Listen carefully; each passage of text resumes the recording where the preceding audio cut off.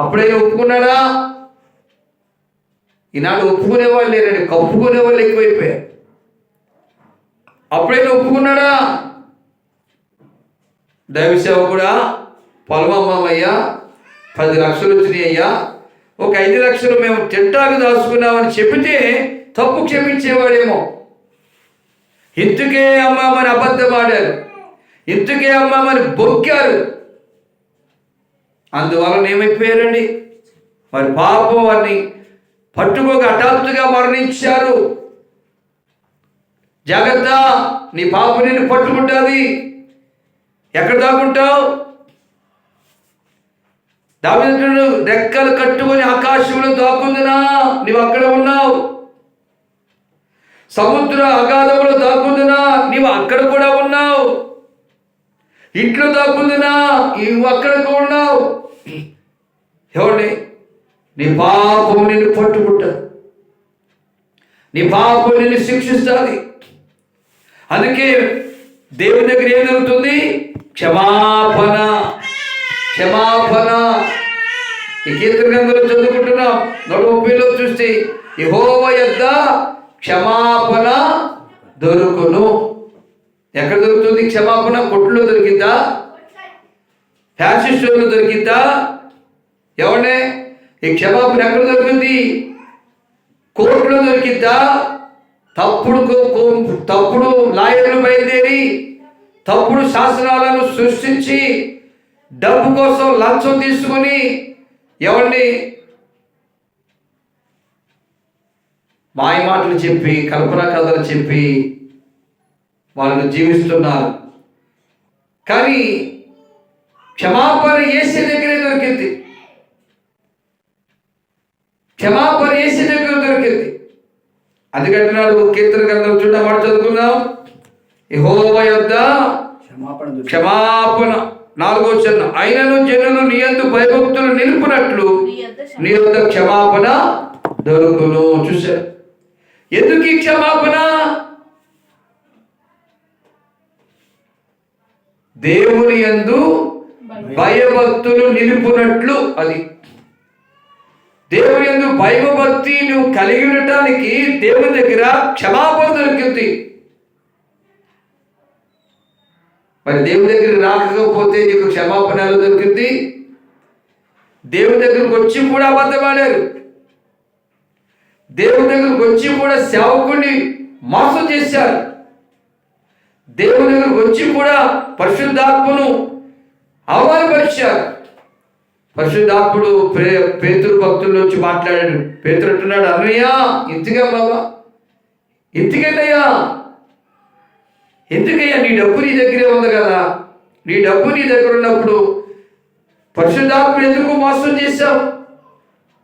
పరిశుద్ధాత్మ ఎందుకు అవమానపరిచావు? ఎందుకు అబద్ధం ఆడావు? అబద్ధము తనకేం తెచ్చింది? మరణము తెచ్చింది. కాబట్టి మనం ఏం ఆడకూడదు? అబద్ధం ఆడకూడదు నోటుతో. ఈ నోటుతో అబద్ధం ఆడి ఈ నోటుతో శరీరం ఎలా తింటావు? ఈ నోటుతో అబద్ధం ఆడి ఈ నోటుతో రక్తం ఎలా త్రాగుతావు? యేసు రక్తం. ఈ నోటుతో అననీయ అబద్ధం ఆడాడు. అబద్ధ పాపం తనకు మరణాన్ని తెచ్చింది. హఠాత్తుగా కింద పడి చనిపోవటం జరిగింది. చూసారా? తన పాపం తను శిక్షించింది, తన పాపం తను మరణానికి నడిపించింది. కాబట్టి మన పాపం మనం శిక్షించకూడగా, మన పాపం మనల్ని మరణానికి అప్పగించకూడగా యేసయ్య పాదాల దగ్గర మన పాపాన్ని ఒప్పుకోవాలి. ఆ వ్యభిచారంతో పట్టుబడిన స్త్రీ యేసయ్య పాదాల దగ్గర ఏడ్చుకుంటూ ఏమని ప్రార్థన చేసిందో మనకు అర్థం కాదు, కానీ ఏడ్చింది, పశ్చాత్తాపడింది. ఇలా రాతో కూడా చెప్పేస్తారు, ప్రభువా నన్ను బ్రతికించు. ఏ తప్పు చేశానో, ఏ పొరపాటు చేశానో, ఏ అపరాధం చేశానో, ఏ మోసం చేశానో, ఏ అబద్ధం ఆడానో, ఏ అన్యాయం చేశానో, ఏ అక్రమం చేశానో నన్ను క్షమించని యేసయ్య దగ్గర ఏడ్చిందండి. నీకుందా అనుభవం? నీకుందా కన్నీటి ప్రార్థన? ప్రభు పాదాల దగ్గర ఒప్పుకొని ప్రార్థన, నీ పాపాన్ని ఒప్పుకొని అనుభవం నీకుందా? నువ్వే తప్పు చేసావు నీకు అర్థం కావట్లా, నువ్వే పొరపాటు చేసి నీకు అర్థం కావట్లా, నువ్వు చేసిన తప్పు నాకు అర్థమవుద్దా, నీకు అర్థమవుద్దా? అననీయ చేసిన తప్పు కప్పుకున్నాడు. హఠాత్తుగా మరణం వచ్చింది. తర్వాత భార్య వచ్చింది. భార్యను కూడా అడిగాడు పేతురు గారు. భార్య కూడా ఇద్దరు చెప్పుకుని వచ్చారుగా. ఏమంటే ఈ భార్య భర్తలు ఇద్దరు చెప్పుకుని వచ్చారు. ఇంతే అని చెప్పు. కోర్టులో కూడా ఈ లంచం తీసుకునే లాయర్లు చెడు సలహాలు ఇస్తారు. ఇలాగైనా చెప్పు, నేను చెప్పింది చెప్పు. నీ అంతరాత్మ గద్దించట్లేదా? నీ మనసు గద్దించట్లేదా? అంతరాత్మ గద్దించినా, మనసు గద్దించినా భార్యాభర్తలిద్దరూ అబద్ధాలు ఆడుకుని మోసాలు చేయడానికి వచ్చారు కదా. వాళ్ళు మోసం వారిని పట్టుకుని మరణానికి నడిపించింది. భార్య కూడా చచ్చిపోయింది. ఇద్దరు మరణానికి గురైపోయారు. కారణం సేవకుడిని మోసం చేయుట, పరిశుద్ధాత్మను అవమానపరచుట. కాబట్టి మన క్రియలు ఎలా ఉన్నాయి? సేవకుడిని మోసం చేసే క్రియలుగా ఉన్నాయా?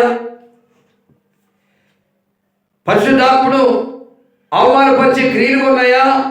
అందుకే యేసు ప్రభు అన్నాడు, మిమ్మల్ని బట్టే కదరా పిచ్చోళ్ళారా, మిమ్మల్ని బట్టే కదమ్మా పిచ్చి తల్లులు, నా నామము అన్యజనుల మధ్య దూషింపబడుతుంది అన్నాడు.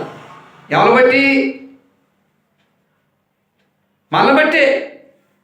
రక్షణ పొందిన మనల్ని బట్టే, బాప్తిసం తీసుకుని మనల్ని బట్టే.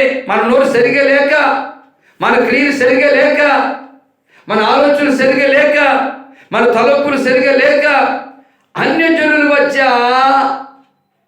నీకు లేదు అవమానం, దేవునికి అవమానం కలిగిస్తున్నా. అందుకే ఆ వ్యభిచారంతో పట్టబడిన స్త్రీ అని తీసుకొచ్చారే, ఆమె యేసు పాదాల దగ్గర తల వంచుకొని ఏడ్చింది. క్షమాపణ దొరికిందా లేదా? మరి నీవు తప్పు కప్పుకుంటున్నావా? తప్పు ఒప్పుకుంటున్నావా? తప్పు కప్పుకుంటే శిక్ష తప్పదు. ఏదో ఒక రోజు శిక్ష నీకు జరిగింది. తప్పు ఒప్పుకుంటే క్షమాపణ దొరికింది, శిక్ష రాదు. ఆమె ఒప్పుకుంది. చూపులో పాపము, నోటి మాటలో పాపము, హృదయ తలంపులలో పాపము, కాలి నడకలలో పాపము, లేక ఆమె చేసిన వ్యభిచారంతో పట్టబడిన స్త్రీ అని చెప్పేశారుగా. ఆ పాపాన్ని ఒప్పుకుంది కాబట్టి ప్రభు క్షమించి అన్నాడు, అమ్మా ఎవరిని శిక్షించలేదా? అయ్యా ఎవరు శిక్షించలేదయ్యా. శిక్షను తొలగించి యేసయ్య సన్నిధిలో తల ఉంచితే శిక్ష నీ మీదకి రాదు. నేనే తప్పు చేయలేదు, నేనే పొరపాటు చేయలేదు అని నువ్వు జీవిస్తే శిక్ష మాత్రం తప్పకుండా వస్తుంది. అందుకే ప్రభు అన్నాడు, ఎవరు శిక్షించలేదని అడిగినప్పుడు అయ్యా ఎవరు శిక్షించలేదయ్యా అన్నది. అప్పుడు యేసు ప్రభు ఏమన్నాడు, అమ్మా నేను కూడా నిన్ను శిక్షించను, నేను కూడా క్షమించి వదిలేస్తాను.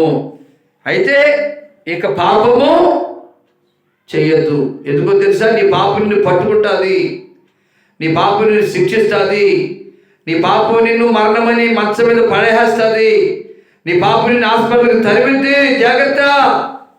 అప్పుడు ఏ దిక్కు నీకు దొరకదు. నీ డబ్బు నిన్ను కాపాడదు, నీ కులం నిన్ను కాపాడదు, నీ బంధువులు నిన్ను కాపాడలేరు, నీ తోబుట్టులు నిన్ను కాపాడలేరు. మరణానికి గురవుతావు. అననీయని ఎవరిని కాపాడారా?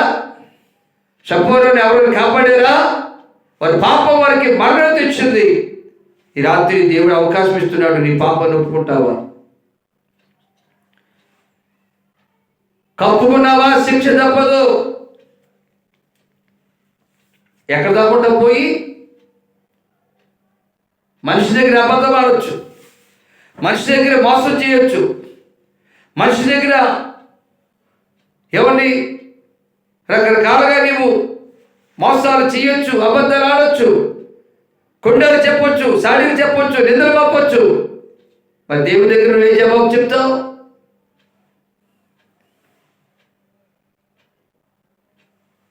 ఏ జవాబు నీ దగ్గర నుంచి వస్తుంది? అందుకే ఈ రాత్రి మనం ఏం చేయాలి? మన తప్పిదాలను ఒప్పుకోవాలి, మన పాపాలను ఒప్పుకోవాలి. సుంకరి దేవుని ఆలయంలోకి వచ్చి ఏడ్చి, రొమ్ము కొట్టుకొని ఏడ్చి ప్రార్థన చేస్తున్నాడు. ఎందుకో తెలుసా? నా పాపం నన్ను పట్టుకుని శిక్షిస్తే నరకానికి వెళ్తాను. మనుషుల దగ్గర అబద్ధాలు ఆడొచ్చు, మనుషుల దగ్గర మాయమాటలు చెప్పొచ్చు, మనుషుల దగ్గర తప్పిదాలు చేయొచ్చు, మనుషుల దగ్గర బొక్కొచ్చు, మనుషుల దగ్గర డబాయించవచ్చు. మరి దేవుని దగ్గర బొక్కగలుగుతావా? దేవుని దగ్గర డబాయించగలుగుతావా? అందుకే సుంకరి దేవుని ఆలయంలోకి వచ్చి ఏం చేస్తున్నాడు? దేవా, పాపినైన నన్ను క్షమించు, రేపు ప్రభు శరీరం తినాలి, రేపు పవిత్రమైన రక్తం త్రాగాలి. పాపంలో ఉంటూ, పాపంలో జీవిస్తూ, ఆ పాప సంబంధమైనటువంటి క్రియలు చేస్తూ పవిత్రమైన శరీరం ఎలా తింటావు? పవిత్ర రక్తం ఎలా త్రాగుతావు? అందుకే ఈ రాత్రి నీ పాపాన్ని ఒప్పుకో, నీ పాపాన్ని ఒప్పుకో, లేదా నీ పాపం నిన్ను పట్టుకుని శిక్షిస్తుంది. అప్పుడు ఎంత నెత్తునూరు బాదుకుని ఏడ్చినా ఎవరు నీకు స్వస్థత ఇవ్వలేడు, ఎవడు నీ గాయములు మార్పలేడు, ఎవడు నీ రోగాన్ని తగ్గించలేడు. ఆ రోగంతో పడతావు, వేదన వేదన వేదన వేదన పడతావు, దుఃఖం దుఃఖం దుఃఖం పడతావు. అయ్యో అయ్యో అయ్యో అని నెత్తునూరు బాదుకుని ఏడ్చినా క్షమాపణ దొరకదు. కారణం, నువ్వు దేవుని సన్నిధిలో ఒప్పుకోలేదు కనుక. అందుకే సుంకరి ఒప్పుకుంటున్నాడు, ప్రభువా, నా పాపలను శిక్షించక మునిపి, నా పాపలను తరవక మునిపి, నా పాపలను పట్టుకోక మునిపి నా పాపాలు క్షమించేది ఏడ్చుకుంటూ ప్రార్థన చేశాడు, దుఃఖిస్తూ ప్రార్థన చేశాడు. ప్రభు క్షమించాడండి, ప్రభు క్షమించాడు. ప్రభు క్షమించాడు కనుక సుంకరి ఏమయ్యాడు? నీతిమంతుడయ్యాడు. దేవునికి స్తోత్రం చెల్లిద్దాం. హల్లెలూయా.